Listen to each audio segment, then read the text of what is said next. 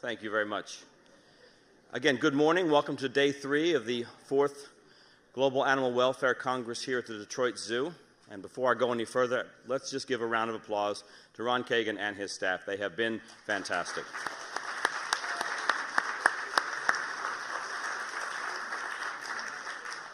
I'm not sure what you're planning for the week coming up, but sleep is going to be high on the list for most of your staff. That I feel certain of. My name is Doug Cress, and I am the Chief Executive Officer of the World Association of Zoos and Aquariums. It's an honor and a privilege to be here with you and to welcome you to this Congress and this last day.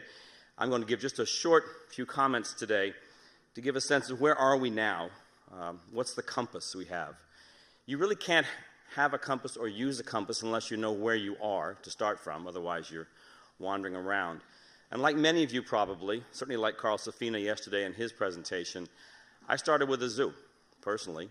When I was a child, my grandfather owned a zoo in central Kentucky, in the middle of horse country. And as a child, it was the greatest thing in the world. It was like a toy chest in your house.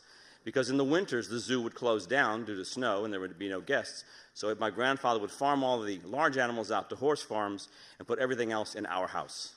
So if you ever saw Dr. Dolittle and the way his house looked in the mornings, that was our house. We got the monkeys and the snakes and the parrots and everything else. So it was just chaos.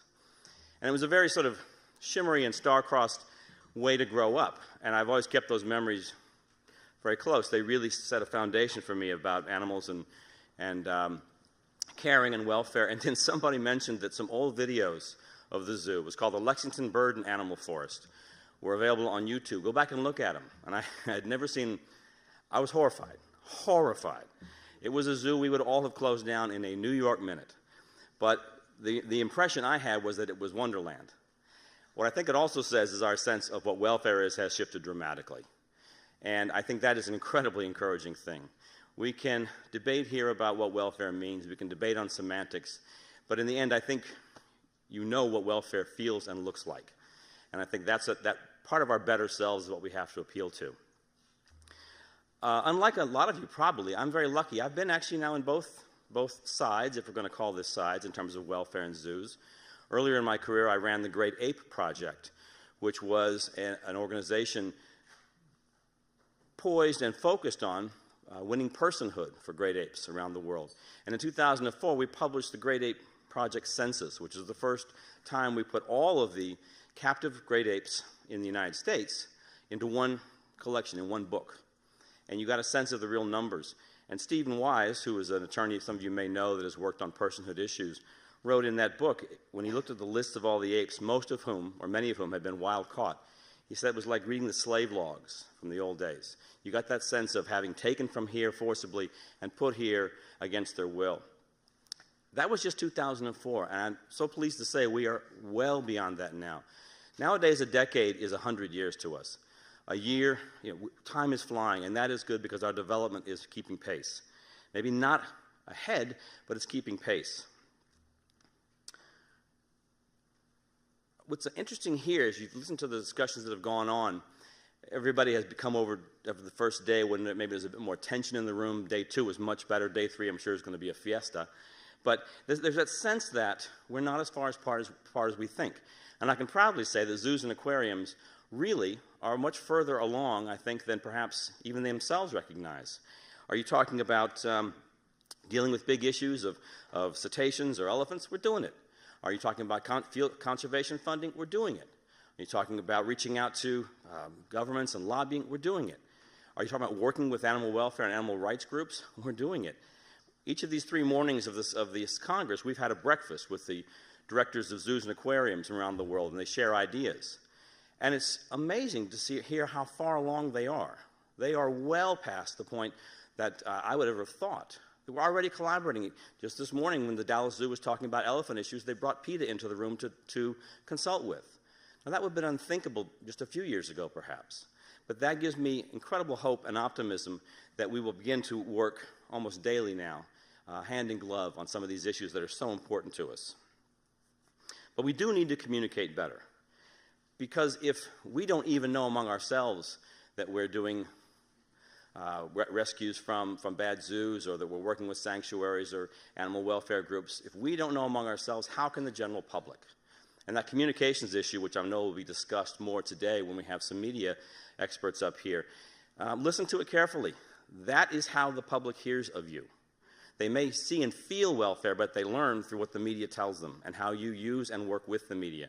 That's going to be important. Communicating among ourselves and to the outside world will save us so much pain. Because if you prepare an audience properly, if you control an interview properly, if you prepare your own answers and your own point of view properly, many of the controversies, which we often call being attacked, will go away. They will not even exist. The WASA holds an annual conference each year, and this year our 72nd conference will be in Berlin, Germany in mid-October. And we've chosen as a theme, Our Time is Now. And I truly believe that, because I think zoos and aquariums are poised right at the crossroads of every single major issue that is coming ahead for us. We have access to hundreds of millions of people. We can change minds and behavior. We have funding to be able to make a dramatic difference on the ground. We have access to governments left, right, and center, and I mean that politically. We have every single tool in our toolbox we need. We are on a launch pad prepared to take off. And I think the 21st century, where we're going to have to now be very strategic in how we care for animals, where we place animals, how we reintroduce animals, how we protect their habitat, we're going to be some of the major players and stakeholders in that. And I think that is an incredible accomplishment, and it has me very excited about this position in this room. I think the people here will have major voices in issues that go beyond our current scope. Climate change, that's our problem now. Well, human population, it's going to be our problem. We're going to have to deal with these issues, and I do want to see zoos and aquariums at the United Nations, at the World Bank, at the European Union, speaking regularly and with a forceful voice, because this community has tremendous collateral behind it. At this point, there's not much more I can do. I've only been in this job a month, so I'm still learning names and faces. I'll be better in a month, probably.